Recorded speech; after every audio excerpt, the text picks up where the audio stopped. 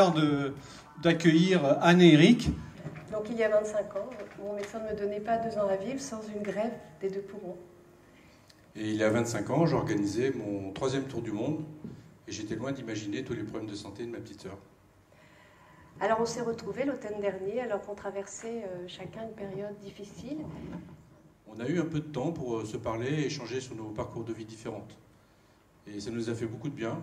Et pour nous, ça a presque été comme un nouveau départ pour chacun. À 53 ans, je vis sous oxygène jour et nuit depuis 6 ans. Alors ça, vous voyez, ça s'appelle des lunettes. Et le sac là dans mon dos, c'est un compagnon. Et il s'appelle Léon. Vous parlez d'un compagnon. Alors avec des lunettes comme ça, Léon toujours sur mon dos et moi qui lui pompe l'air jour et nuit, je vous laisse imaginer ma vie amoureuse. De chercher à vivre des grandes aventures. Et c'est sûrement parce que ça fait depuis 1985 que je parcours le monde sur 2 ou 4 roues.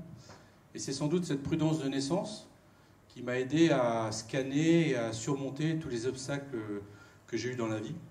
Et bon, il faut dire que je les ai un peu cherchés. J'explique que le pyocyanique, c'est une bactérie très dangereuse qui détruit peu à peu les poumons. Alors moi, je m'imagine avec un banc de piranha dans mes poumons. Et elle me dit que je dois prendre des antibiotiques hyper puissants à l'hôpital en intraveineuse. À cette époque, je vivais en Australie et j'avais absolument aucune idée de ce qui se passait dans la vie médicale de Anne. Alors, combien de fois je me suis retrouvée allongée sur ce lit d'hôpital, à peine couverte de cette petite chemise bleu ciel, vous savez, celle qui se noue jusque là, juste là derrière. Alors, je comprends que le combat va être rude, qu'il va falloir se battre, sortir l'artillerie lourde. Et moi, je suis plantée là, sur ce lit d'hôpital, avec mon goutte à goutte et cette chemise cul nu. On a été traînés en Afrique du Nord, en Tunisie, Maroc.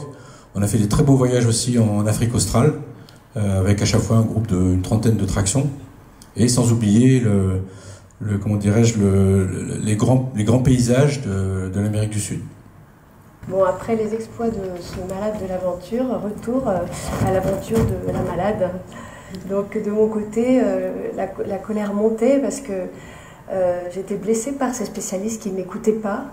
Et j'avais l'impression de n'être à leurs yeux qu'une maladie. Vous voyez, et vous vivez dans des yourtes, dans un désert. Et ce qui était marrant avec cette gamine, c'est qu'à un moment, quand les clients sont partis se coucher, moi c'est là généralement où je m'amuse un peu avec les gens du coin, j'ai piqué un balai et puis j'ai fait semblant de balayer comme ça pour faire le clown, pour attirer son attention. Et là, elle a pris le balai, elle me l'a repris, donc ça c'est à moi. J'ai dit ok, bon, j'ai pris un autre balai, j'ai fait semblant de faire de la guitare. Et là, elle ne sait plus quoi faire. Et Rémi, il rigolait. Rémi, c'est le monsieur avec les cheveux blancs. Et j'ai pris mon téléphone, j'ai pris la première musique qui est passée, c'était Highway to Hell de AC/DC. C'est un truc un peu... voilà. Et puis on a commencé à jouer, à faire de la guitare. Alors ce médecin, grâce à son humanité et ses outils médicaux, eh ben, il m'a permis de retrouver le chemin de mes ressources. Et avec l'accord de ma pneumologue, j'ai pu retrouver une vie sans antibiotiques ni corticoïdes.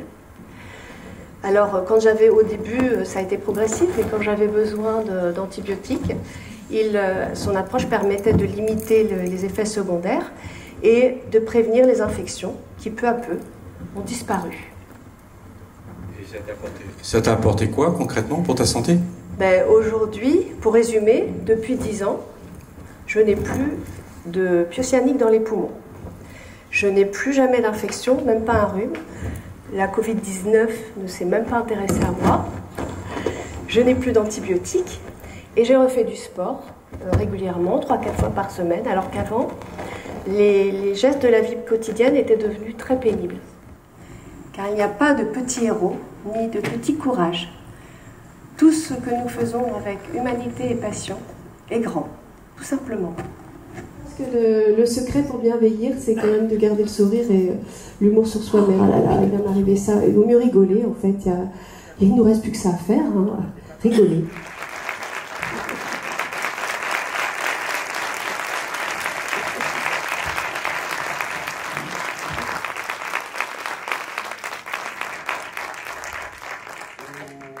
Oh, merci.